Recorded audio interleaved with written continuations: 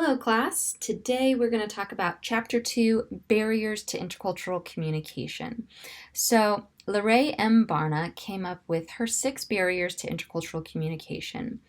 There are over 196 countries in the world and thousands of different cultures. So when communicating with someone from a different culture, it might be easier to recognize first the barriers to intercultural communication rather than learning everything about every culture in the world.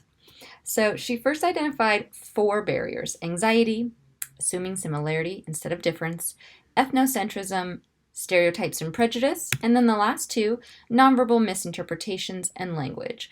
We will get into more information on nonverbal misinterpretations and language later in the semester, as there is a chapter on each of these topics. So let's start with the first barrier to intercultural communication: anxiety. So anxiety, simply feeling nervous.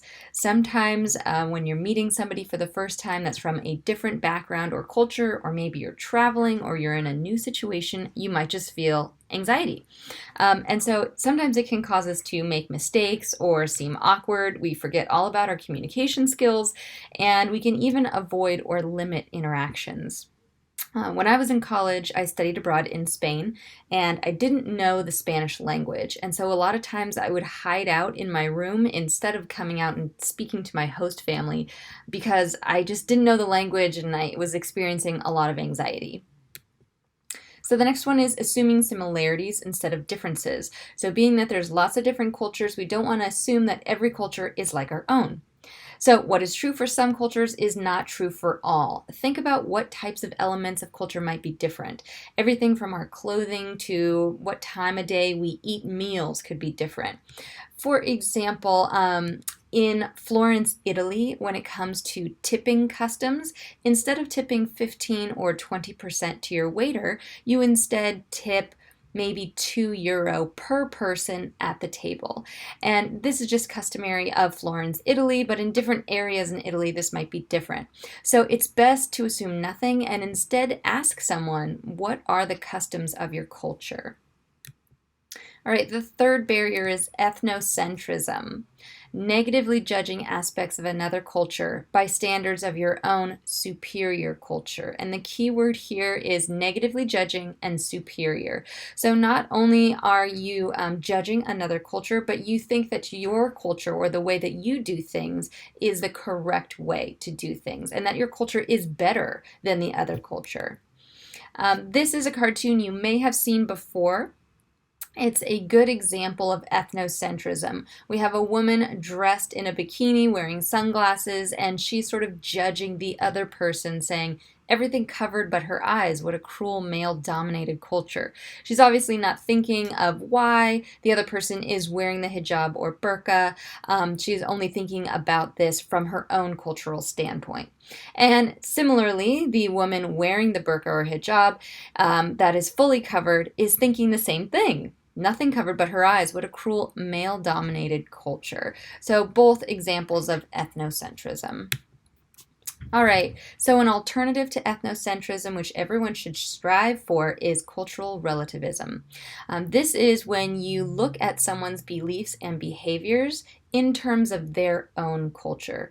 So, for example, maybe she is wearing this particular outfit because it is part of her religion, or maybe she's just choosing to wear something like that. A great example of cultural relativism comes with a beauty contestant in Minnesota.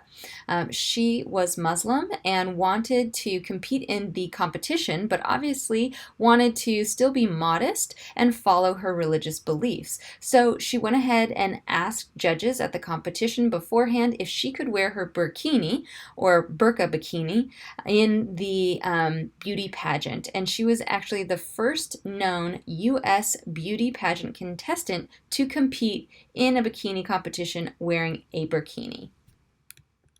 All right, the next barrier is stereotypes and prejudice.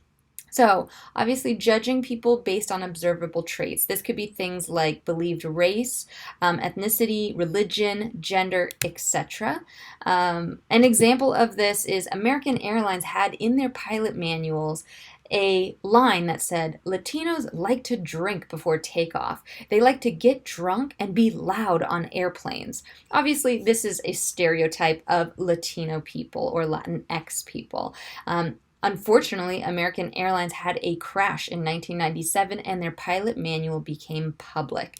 After this, they had to issue an apology saying sorry to the Latin community. The next barrier is nonverbal communication. Many times in different cultures, things like facial expressions, gestures, artifacts, clothing, they all hold different meaning and they're culturally dependent. For example, in Britain, if you hold up a reverse peace sign, it is the same thing as holding up the middle finger in the United States.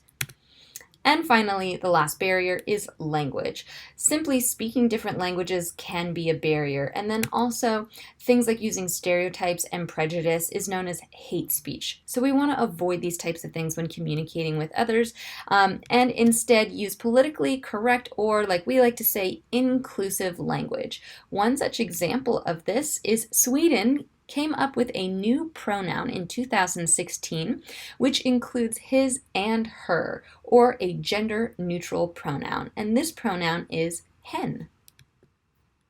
All right, so Aristotle has come up with his tips for ethical communicators.